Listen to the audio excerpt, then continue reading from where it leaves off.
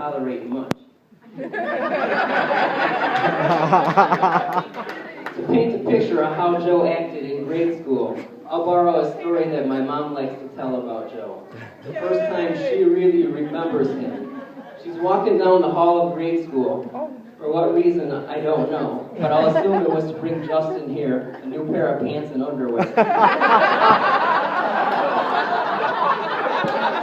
Down the hall, walking towards her, is Joe being guided by the principal.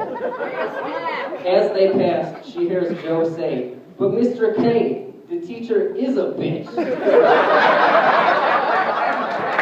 First or second grade, she witnessed it and let me hang out with you after that. Oh, but that was just the beginning. Once Joe knew he could get away with calling his teacher a bitch, his devious behavior escalated. I remember you would get up at class at inappropriate times and sharpen your pencil until the teacher asked you to sit down. Then you'd yell, "What the hell? I'm sharpening my pencil." And you would just keep on sharpening it till it was a little nub. Eventually you ran out of pencils to sharpen, so you started to use them to stab kids in the neck. It was around this time when you acquired your first nickname, Lester the Molester. It was only uttered a few times before you put a violent stop to it.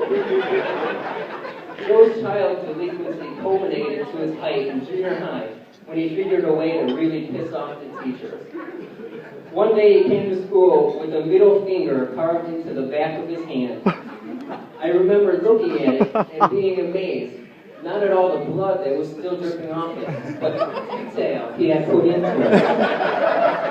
I have a drawing here from memory of what it looked like. Is that all right?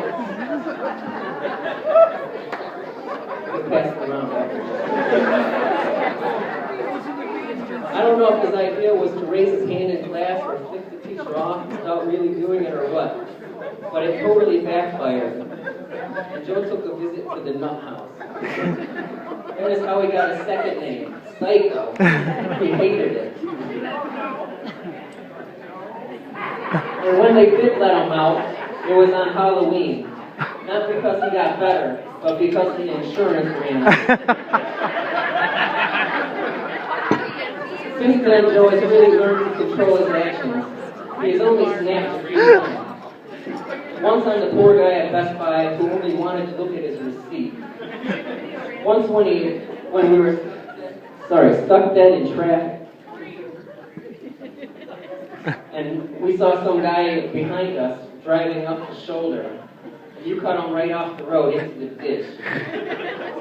And once at a concert, when that bitch wouldn't leave you alone. One thing that still holds true, now and always, is if someone is acting like an idiot, Joe will let you know. And if you don't stop, regardless if you're a man or a woman, Joe will break his hand on your face.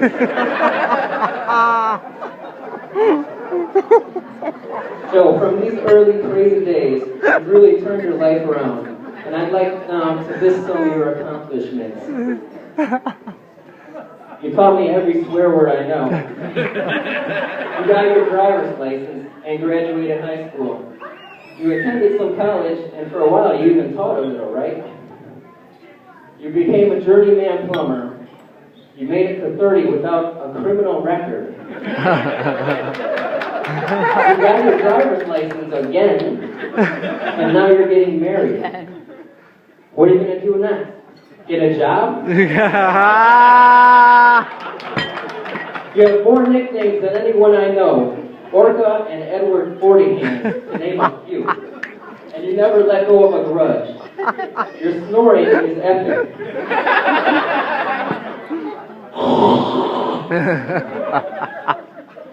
And though it may seem like an oxymoron to say this, you are one of the few people I trust with my life.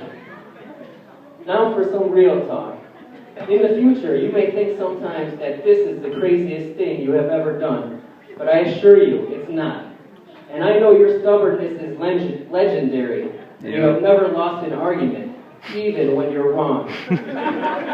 But keep that never give up attitude to the relationship, not to argument.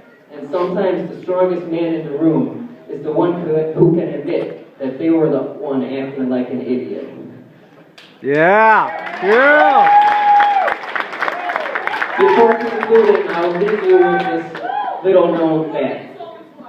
If you take the word mother-in-law and rearrange the letters, you can spell woman Hitler. Congratulations, and may your wildest dreams come true.